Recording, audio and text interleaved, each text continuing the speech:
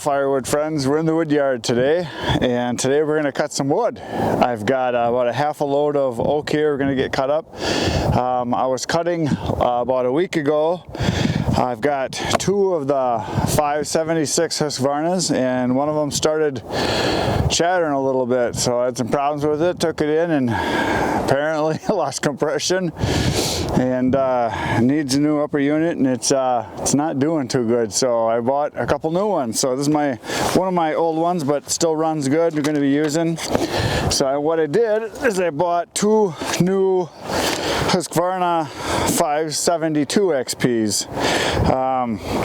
I ran them just a little bit the other day just to test them out, and they seem to run pretty good. I like them. I got a couple of them because I use them a lot, and I like things being the same. So now I'm going to have an old 576 kind of as a spare, and then the two 572XP. So I'm going to cut a pile of wood today and see how they do. I ran them just a little bit just to see that they ran good, and they seem to, but this will be the first real full day of cutting with them. You can see the pile over here. This is what I cut the other day. This is about 5 tanks worth that I ran with my old saws, and I don't know, there's about a half a truckload here, it looks like, would be my guess, probably from what I cut. And then the other half is over here. I'm going to cut this up today, hopefully get this done, and then start splitting tomorrow. So I'm going to cut this all up today. So that's the plan. So here's the new saws. They're a little lighter, at least they seem to be to me. They're supposed to be a little more fuel efficient, and they're supposed to have a little bit more power. And from what I can tell, they seem to have a little more power. They seem to be a little quieter for some reason than the older saws. Maybe it's just me, but they seem to be a little quieter. But the big difference I've noticed is they just don't seem to run out of gas. I think they're much more fuel efficient. Basically, I'm tired before the saw is tired. Yeah, you're almost wishing it would run out so you can take a break, because they just seem to keep going. So yeah, other than that, I like them. Husqvarna makes their own chains now, which I didn't know when I went to buy this one. I also like the fact they've got this little link in here that's brass, so it's a little, I think it's brass, a little different color.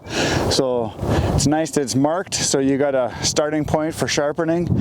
So you don't have to mark your chain in any way anymore. You just start at your link there and go around. So I kind of like that, so I might be getting some more of those. But yeah, this is what's different about this too than the 576 is it's got a primer on it now here, and apparently you can prime it forever and it doesn't hurt anything, so you can just prime away and it seems to start. The one thing I don't like is the new trigger here on the on-off switch. To choke it, you got to pull it out, lift it up and push it forward. That's in the choke position now, and as soon as you start it, and the hard thing is with gloves, it's really hard to get in here. It's hard to grab in here and pull this thing out. You almost always got to take your glove off, especially in the cold weather, to get it lifted out and then pulled up into the choke position. And then once it's running, you just flip it down into the run position off of choke, which is up here, so down there, and then you just push it down and it springs back, and you push it down and shuts it off. So I don't really like that. I like the old trigger better with the choke you could pull out. Like on this one, it's got the little blue choke lever you pull out in the 576. So I guess I'll get used to it. But with heavy gloves on, it's kind of a pain because you can't really get your finger in there to lift it out. You got to pull your glove off every single time. So, but anyway, we're gonna fire them up and we're gonna do some cutting. Gonna do a time lapse. I'm gonna put my GoPro on and put it on time lapse and cut away. So here we go.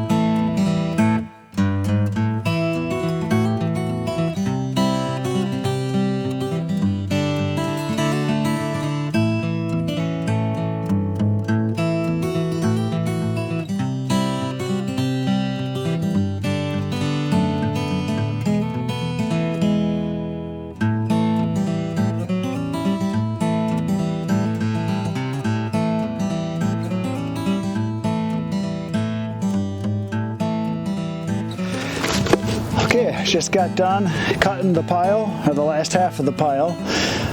There was 12 full cords, and I cut about half of it a couple days ago, and I went through 5 tanks, and I just finished cutting the rest of it. So I cut almost 5 tanks. It's like 4.5, so I cut a little more than half the first time. I don't know what time it is right now. I'm thinking it's probably 2 o'clock, something like that. I cut for about 1.5 hours, then I took off maybe a half hour to get something to eat, sharpened the chains, changed one of the chains because I threw a chain on one. It was really an old one, put a new chain on. So anyway, it's all done.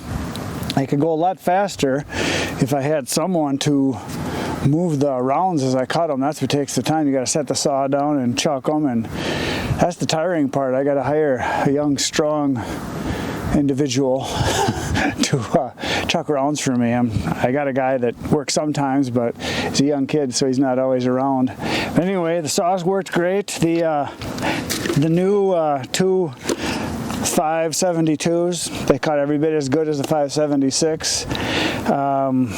Really not much difference between them. Nothing wrong with the 576, cuts really good. They're all about the same. They all have new chains. Yeah, so they run good. I'll show you what the results of the carnage from today. So here's the pile. It was right here, started like right here, and went all the way across to over here. So I just I cut and chuck to the back. So right here's the whole pile. I'll go all the way to the end here. So yeah, this is one truckload.